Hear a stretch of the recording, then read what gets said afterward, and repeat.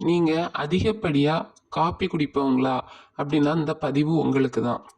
Coffee குடிப்பதனால நன்மை ஏற்படுமா இல்லை தீமை ஏற்படுமா அப்படிங்கிறத நம்ம பார்க்கலாம். சரியா?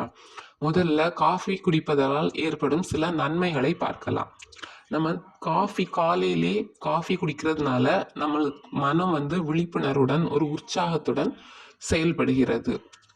அதே போல இரவு முழித்திருந்து படிப்பது அந்த மாதிரி சில வேலைகள் செய்யறதுக்கும் காஃபி ஆர் டீ குடிக்கிறது நம்மளுக்கு புத்துணர்ச்சியை உண்டாக்கும்.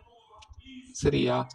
அதே இதுல நம்ம ஆப்போசிட் அதோட தீமைகள்னு சொல்லி பார்த்தோம்னா அதிகப்படியா காஃபி குடிப்பதனால் பல பக்க விளைவுகளை சந்திக்க வாய்ப்புள்ளது. இதய நோய் முதல் இரத்த அழுத்த நோய் வரை பலவிதமான நோய்களுக்கு பாலமாக அமைகிறது.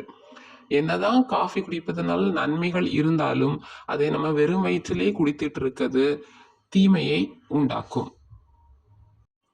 அதே போல அந்த காஃபி குடிக்கிற பழக்கத்திலிருந்து நம்ம ரெண்டாவது மீண்டு வரவே முடியாது. தினமும் காஃபி குடிப்பதால் அது நமக்கு பழக்கமாகவே மாறிடுறோம். நம்ம காஃபி நிறுத்தணும்னு நினைச்சாலும் அது நிறுத்த முடியாது. அதனால காஃபி குடிக்கிறத நம்ம அளவா ஒரு நாளைக்கு 2 காஃபி 3 காஃபி குடிச்சுக்கிட்டா அதனால நம்மளுக்கு எந்த பிரச்சனையும் இல்லை. அதனால அதிகப்படியா காஃபி குடிப்பது நமது உடலுக்கு தீமையை தான் விளைவிக்கும். எதையுமே எந்த பொருளையுமே அளவாக சாப்பிடுவது நமது உடலுக்கு நல்லது. நன்றி.